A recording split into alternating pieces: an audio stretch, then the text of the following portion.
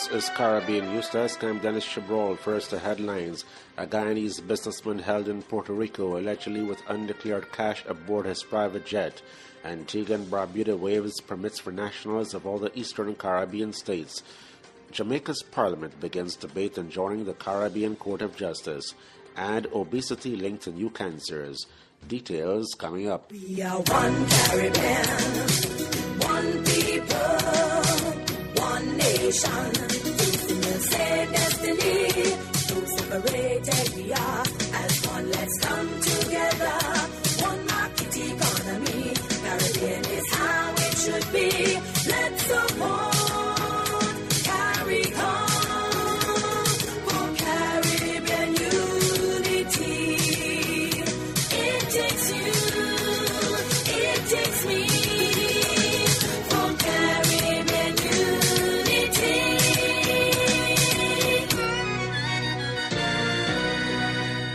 A Guyanese businessman has been arrested in Puerto Rico with more than $600,000 aboard one of his executive jets. Kamraj Lal was arrested last week Saturday after sniffer dogs found more than the amount of monies that he had declared to the federal agents when questioned. Judge Marcus Lopez issued the arrest warrant to Lal, as stated in the federal electronic file. Lal faces charges of falsely filing federal reports and smuggling more than $600,000.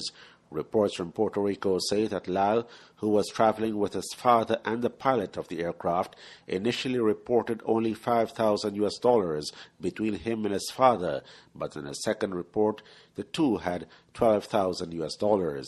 However, a team of federal agents found that indeed he had more cash in the plane. U.S. authorities require that sums are reported in cash over $10,000.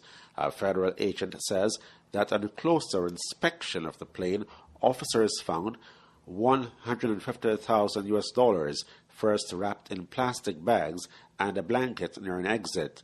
Lal said he did not remember having that amount and said that they were from his business.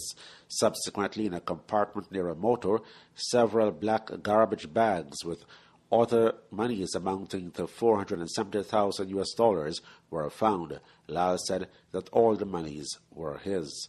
He said his father and the pilot knew nothing about the high amount of cash carried in the aircraft.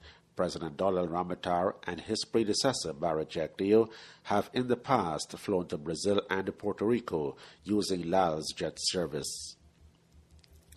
Spanish Foreign Minister José Manuel García Margallo ended his first official visit to Cuba without meeting President Raúl Castro, but with a message about the need for speedier economic reforms and the situation of political prisoners in the country. Although not on the official agenda, it was assumed that Castro would receive the Spanish minister, who in the end had to settle for a meeting with the first vice president of the country, Miguel Díaz-Canel. In recent months, Castro has received the foreign ministers of countries such as Mexico and Panama. In 2010, he also met Margallo's predecessor, Miguel Ángel Moratinos. Margallo concluded his trip to Cuba with a press statement expressing Spain's desire for the economic reforms launched by Castro's government to occur at a faster pace in order to allow more scope for private enterprise and foreign investment. García Margallo referred to the need to decentralize decision-making in the country's new economic context, something that he says would result in a higher economic growth, which in turn would translate into greater prosperity for the Cuban people. The minister also asked Cuba to let the former political prisoners now living in Spain travel home, adding that there were also interests in the situation of 12 Cubans currently out of prison on the island parole, so that they may be authorized to travel outside of Cuba. He said that in his meetings with Cuban authorities, he also addressed issues of regional and global mutual interest, such as the Ibero-American Summit to be held in Veracruz, Mexico, on December 8 and 9, in which he considered the presence of Castro important. In recent years, Cuba has sent low-ranking delegations to the summit, which has never been attended by Raúl Castro since he took office over the country's presidency in 2006 in place of his brother Fidel, who was the last Cuban president to attend that forum in 2000. Antigua and Barbuda has finally completed a process to waive the need for work permits for nationals of the Organization of Eastern Caribbean States, or OECS. The country is the last member nation of the OECS to implement this, along with granting of indefinite stays for OECS nationals. The bill to meet the obligations under the OECS Economic Union was passed under the former United Progressive Party administration in March, but has only now been implemented. Attorney General Stedroy Cutie Benjamin says it's an important step forward for the OECS's integration process. OECS nationals, please remember now that we're free, you're free, to come to Antigua as we Antiguans and Barbudans are free to come to your respective countries as well. This is in keeping with the government's wishes in the region, the sub-region, and we shall all move forward as a united OECS to meet all challenges that lay ahead. Benjamin also told those seeking work to remember that they can now look anywhere in the OECS for opportunities without restrictions. I will tell all persons within the state of Antigua and Barbuda, please feel free, feel as if you're in your own home, because we are now a one sub-region where we can all apply for jobs, work, live, be free, and to be happy. The Jamaican Parliament has begun debate to cut ties with the British Privy Council and make the Caribbean Court of Justice the final court of appeal. Prime Minister Portia Simpson Miller on Tuesday described the resort to the Privy Council as a fundamental missing link in independence. Against the background of the expected insistence by the opposition Jamaica Labour Party that the issue be put to referendum, she urged bipartisan support to ensure two-thirds passage of the amendments. She stresses the scrapping of the Privy Council as Jamaica's final court of appeal will preserve its identity, sovereignty, and protection of legal rights of citizens. Jamaica cannot claim to be a sovereign nation with the interpretation of our laws taking place at Westminster by persons who have no knowledge whatsoever of our cultural practices, our aspirations as a people, and indeed our heritage.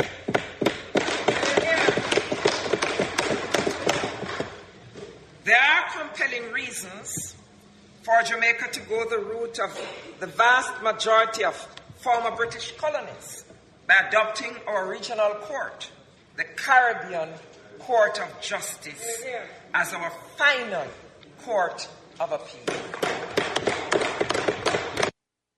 The Prime Minister also highlighted that using the Privy Council is too expensive for lawyers and litigants, and also there is no guarantee that they will get United Kingdom visas. Jamaica ratified the CCJ agreement in 2004, signaling its intention to become an active member at the appellate and trade court levels. Of the 14 independent CARICOM member states, only Guyana, Barbados, Belize, and Dominica are members of the CCJ at both levels. The U.S. Coast Guard rescued 6 boaters after their vessel ran aground on the rocks just off Coral Bay in St. John, U.S. Virgin Islands. An official says Coast Guard personnel in the San Juan office received an emergency radio call from the group on Monday asking for help. A rescue crew went to the area to find the boaters, all of them U.S. citizens, and they were transported to land in a helicopter. The 49-foot vessel was hard aground on the rocks, battered by 6 to 7 foot waves from the stern. 5 of the boaters were safely transferred to National Park Service rangers in St. John, while one who had a foot injury was transported to an airport in St. Thomas to receive medical assistance. In our Tuesday edition, we told you that chronic non-communicable diseases, or CNCDs, like obesity and diabetes, are still a major problem in the Caribbean. Now we hear that 500,000 new cancers in 2012 were due to obesity. We hear more of this report from the United Nations Radio's Stephanie Castro. Nearly 500,000 new cancer cases per year can be attributed to being overweight or obese, according to a new study by the UN's International Agency for Research on Cancer, IARC.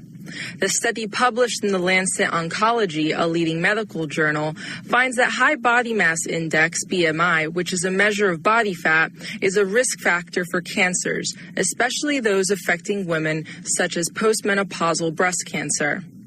The analysis shows that cancers of the endometrium, colon, and breast account for 73% of all cancers linked to high BMI in women, while in men, kidney and colon cancers together account for 66%. The study also highlights that cancer due to overweight or obesity is currently far more common in more developed countries than in developing ones. North America remains the most affected, accounting for 23% of the total global cancer burden linked to high BMI. The World Health Organization says reducing overweight and obesity could have significant health benefits, including reducing the burden of cancer. Stephanie Castro, United Nations. Several Guyanese from Indigenous Amerindian communities have complained that they were trafficked to neighbouring Suriname to work under harsh conditions. Guyanese police say they were recruited to work on farms in the Dutch-speaking country. Investigators said that the 5 undocumented Guyanese received limited food and were required to work for long hours without being paid. The victims have identified the perpetrator. Guyanese and Surinamese law enforcers are said to be investigating the allegations. The Foreign Affairs Ministry in Georgetown urged Guyanese to be wary of lucrative job offers outside Guyana with promises of obtaining travel documents and work permits. Residents of interior Amerindian communities were urged to be extra vigilant. Surinamese authorities had informed the Guyana Embassy on November 21 that 5 persons claiming to be Guyanese were at a Surinamese police station and were being sent to Guyana the following day. Although the victims of people trafficking had no travel or identification documents, the Foreign Ministry facilitated their departure to their homeland. Amid rising tensions in Port-au-Prince and other key Haitian cities in the wake of last month's delayed elections, the top United Nations official in the country deplored the violence that recently caused injuries among demonstrators. Head of the UN mission in Haiti, Sandra Honoré, also called on all sides to respect the right to free expression while also avoiding any recourse to violence. She says the freedom to demonstrate and freedom of expression are rights guaranteed by international conventions enshrined in the Haitian Constitution and supported by the law. But she added that efforts must be made by both sides to avoid any recourse to violence, defamation, intimidation of all kinds, or acts that may contribute to the peace and stability being violated. She says that the right to demonstrate and freedom of opinion is a sign of the consolidation of democracy in Haiti. Honoré says that as part of strengthening the rule of law, it is up to the Haitian authorities to take the necessary measures to ensure that the right to peaceful protest is respected and that offenders are prosecuted. The period from November 25 to December 10 marks the 16 days of activism for the protection of human rights, and she says it is up to all to reject violence in all its forms to move towards a stronger Haiti, more stable and more respectful of the rights for all. We are 15 states with a common goal, a unified purpose to face the world, enriching lives, empowering people, creating a strong economic region. No matter where you're from, no hassle, just freedom. Whether business, school, or pleasure, we will benefit together. The CARICOM single market, good for you and me.